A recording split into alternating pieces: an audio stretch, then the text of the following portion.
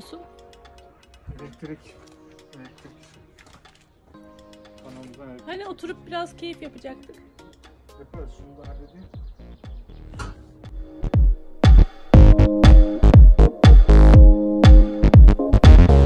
Allah gözünü Nereden deliyorsun Ertuğ?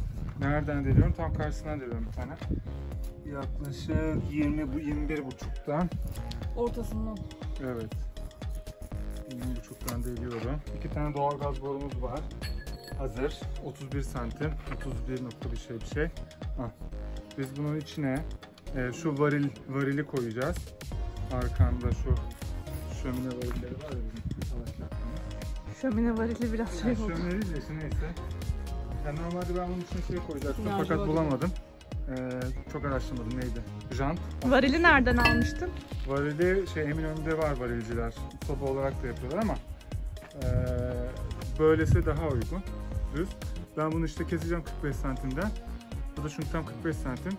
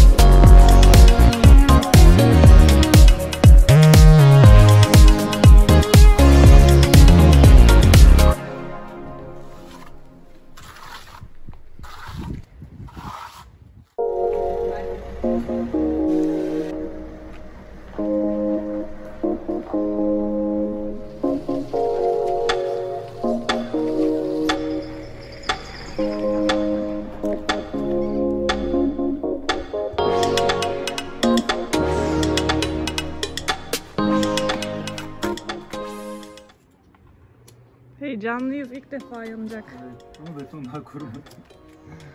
Bakalım çalışacak mı Ertuğ? Nerede benim köşelerim?